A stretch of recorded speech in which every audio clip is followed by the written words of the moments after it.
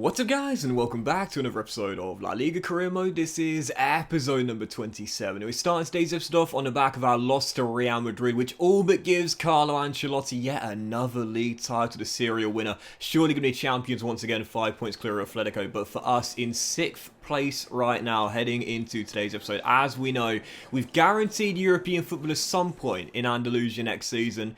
5th, 6th or 7th, that'll give it to us because the Copa del Rey final was won by Barcelona. You'll see confirmation of that towards the end of today's episode. They're in the top 4. So we guaranteed Europa Conference League at the very least in 7th, but we could finish as high as 5th, and that'll guarantee Europa League group stage place. With 2 games to go in the season, this was it. 5th, 6th or 7th. Final away day of the season, chasing Real Betis in 5th place. Celta Vigo away from home. Nothing to play for these boys, comfortably in mid-table. I thought I was just 1 win in 4.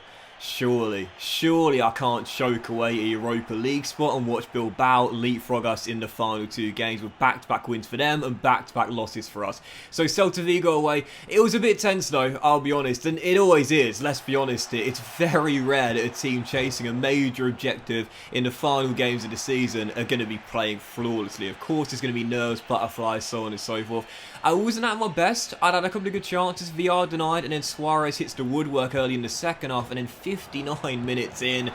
Sometimes it's just one of those days, just like the Almeria game where nothing went my way. We hit the woodwork on one end, on the other end, Celta Vigo got the other end. Abel Ruiz hits the post, plays a 1-2 at the woodwork and turns in a rebound. Typical, isn't it? So Celta Vigo in front, nothing to play for, or a goal down after 1 win in 4. I was thinking, I'm going to choke this. I'm going to absolutely choke it. I'm going to drop to 7th place in the table. But I made a change. Directly after the goal, I switched to a 4-4-2 from our usual 4-1-4-1. Took off the skipper Rashina, brought on Randy and Teca, and this guy this season has already had a couple of big moments. A leveller against Real Betis away, an assist for a leveller against Mallorca, both in stoppage time, and now he's come off the bench to make it 1-1. 5 minutes to go in a game where I felt I'd been the better team, just needed a bit of a rubber green, a little bit of luck. Final attack of the match, Suarez to Azuni off the bench, and he's done it again! Randy and Teca! What a super sub! What a moment! What a win. Away in Vigo, 1-0 down. I was thinking, I'm going to bottle this. I'm going to absolutely choke it. This will be 1 win in 5, 4 defeats in 5. Just give Bilbao 6th and we'll drop into the Europa Conference League. And Teca says, Gaffer, send me on, watch what I can do. 2 goals in the final 20 minutes. 7 in 14 for Randy. You know, when Carlos Bacca retired, I was gutted because he was such a great stand-in for Luis Suarez last year. I could not have asked of more from our French forward, man. He's got the hustle, he's got the resilience, he's got the persistence. We've seen that in his story in real life, and he's got the man of the match champagne as well. He's just come off the bench and scored 2 goals to flip the script. We come from behind to beat Celta Vigo, our first win after back-to-back defeats, and as you'll see, well, I'll be honest here. As I release I promote Bulgazi from my first team. He's the Moroccan striker with really good potential. It's a shame he's starting overalls a little bit low, but I like the look of this kid here, the young Moroccan forward. I did release the other Moroccan in our academy, Yashin, with low potential. You'll see the league table now. We've cut the gap on Betis' head-to-head record. That win does mean now Bilbao can't leapfrog us. We're guaranteed to get a Europa League knockout place in 6th place, or I should say a playoff place, but if we could beat Betis on the if we could beat Sevilla on the final day with nothing to play for in mid-table at home in Andalusia, as Fati is now for sure going to win the Golden Boot. No way Suarez scores 5 on the final day. And Barcelona take points off Betis, then we'll nick into 5th place on the final day. So I said to Xavi pre-game, I called him up, I said, bro, we had some great battles this season. You didn't beat me in either of them, but never mind that. If you can do me a favour and beat Betis, I knew all I needed was a point. Of course, the reason why we were in 6th, for those curious, despite the fact we were level on points and have a better goal difference record, is because in La Liga it goes head-to-head before goal difference. So because Betis beat us here in Andalusia and we drew away from home against Betis, that would mean that they would finish above us. We need to finish at least 1 point clear. So I needed Barca to do me a favour. If Betis won, that was it. There was nothing we could do. Even a win by 20 goals to nil still wouldn't see us be crowned still wouldn't see us finish in 5th place. But if Barca could take points off Betis and we would win, we would nick 5th place on the final day. So heading to the final day, I thought all I can do is do my job and hope Barca can deliver the goods in the top 4 right now. Well, what a perfect start. 12 minutes into the game. And look, Luis Suarez has been our top scorer back-to-back. He's second in the Golden Boot race. He's probably going to finish runner-up to Ansu Fati, but I still think this guy's been our player of the year this year. 15 goals in 35 games, including some massive ones as well recently. Massive points, massive levelers right towards the end of games as he makes it 1-0, puts us in front. The Wonder Kid gives us the lead, and then 10 minutes before the break, Sugawara. What a strike from our Japanese right back. I don't really see this guy involved in much in our play nowadays. Remember the start of last season when we first signed him? It was getting like an assist every 2 or 3 games. Now, you don't really see him get involved in the play as much, but he shows he's still got the quality in the final third. 18 yards from goal, bang, top bins, perfect strike. 2-0 up here at the Estadio Nuevo Las Caminas, and surely we're going to do our job, and then all we can do is hope Barca could do us a favour against Betis. So, leading by 2. Sevilla were looking for a route back into the game, though. We beat them in Seville. They didn't want to have back-to-back defeats against us this season, but on the other end, whilst my defence is pretty poor, Maximiano made a couple of great saves in this game, including right there, denying the former Spurs man Eric Lamela from close range, keeps it at 2-0, and then what a swing right before the break. Well, we've been on the receiving end of some really bad luck throughout the course of this save. No one can deny that, but 2 minutes into it, allocated 1 minute of stoppage time. Referee says, go on then, have one final attack, take the corner, and then they'll blow for half-time. He does just that after Suarez heads in our third. Granada 3, Sevilla 0, and in the second half, very little going on. Not that it was really going to matter now. We were going to do our job, we were going to get the 3 points, and then we just had to hope Betis would slip up against Barcelona. Final minute, sadly, would lose the clean sheet. Hardly surprised though. Maximiano's only had 5 all season long, so not a surprise it goes in the final few stages. Rafa Mir smacks one in from close range, but I guess it meant I could do this. Yep, I wasn't going to take Maximiano off if he was going to get the clean sheet, but as soon as it went, I thought, oh, go on, Pepe, on you go, on you go. You love to see it.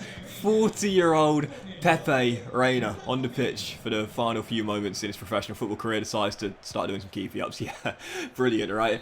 Man, oh man, I don't care what anyone says. I signed Pepe Reina and Maximiano improved his form. Coincidence? Yes, but even so, I like it. So Reina comes on for his final few minutes as a pro footballer, and that would do it. Final score, Granada 3, Sevilla 1. We lose the clean sheet, but win the game, and that would mean if Betis failed to beat Barca, we would sneak in to 5th place. And here we go. Yes, thank you, Xavi. A 2-0 win at the Nou Camp means that on the final day, Granada leapfrog Betis and jump into 5th. And in the grand scheme of things, doesn't really mean much. I'll be honest here. Real Madrid champions, final league table for you here. Atletico Sociedad and Barcelona joining them in the Champions League. We do leapfrog Betis on the final day to finish in 5th place, 3 points clearing them. Our defence did improve this year, but what was most impressive was the fact we were the 2nd highest scorers, only behind the champions Real Madrid. So Betis will join us in the Europa League. Bilbao do hold on to a Europa Conference League spot. Mallorca going down. Good. As are Valladolid and Cadiz as well. So, as you'll see, the Golden Boot race was indeed won by Ansu Fati. Luis Javier Suarez once again pushing one of the big boys, but sadly couldn't win it. However, Antonio Villar did finish as the top assist maker for a 2nd year in a row and broke Lionel Messi's record with 25 in a season as well, as Jan Oblak won the Golden Glove. Atletico did have the best defensive record, I believe, so no surprises there. Maximiano finished up with a measly 5 in 38, but that was to be expected. Osasuna and Deportivo Alaves are coming straight back to La Liga for next season. Vallecano might join them, or it could be one of Girona, Tenerife, or Las Palmas. Those are the sides in the playoffs in the Segunda Division. And as for the Copa del Rey this year, well, of course, we were knocked out in the first round. We entered around the 32 for a 2nd straight year by Villarreal, shock horror. But as you can see, in the end, Barca did get to the final, only just beating a Segunda Division side on away goals, but they beat Atletico in the final as Xavi's side would pick up a major domestic honour. As for the Europa Conference League, which we've avoided going into, you'll see this year it was won by PSV Eindhoven, the Dutch side beating Celtic in the final by 2-1. The Europa League, interestingly enough, was won by, this is really interesting, Wolves.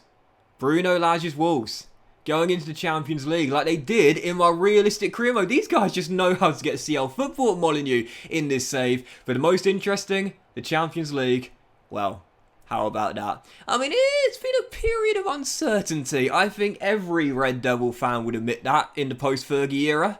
But let's just say if Eric Ten Hag can give Manchester United the Champions League during his stint as manager at Old Trafford, yeah, I think it'd be considered probably the best appointment in the post-Fergie era, wouldn't you? Yeah, Manchester United being PSG in the finals, the Parisians once again come up short, the Red Devils winning the grand European prize. So, as we end the season off, absolutely buzzing, jumping to 5th place. Like I mentioned a moment ago there, it didn't really mean too much in the grand scheme of things because obviously 5th and 6th are both Europa League if the winners of the Copa del Rey finish in the top 4, because otherwise they'd qualify for the Europa League and 7th would go, and then 6th would become a Europa Conference League spot. So because Barca won the Copa del Rey, it would mean that whether we finish 5th or 6th, we'd still go into the Europa League. But it does mean, I believe, we don't have to play a qualifier and we go straight into a group stage place. I think, now I might be wrong, La Liga fans, correct me here if I am wrong. Look at Calderon, by the way, up 9 ratings this year during his loan spell at Ibrox. La Liga fans, correct me if I'm wrong, but I think 6th place is a playoff place for a Europa League group stage spot,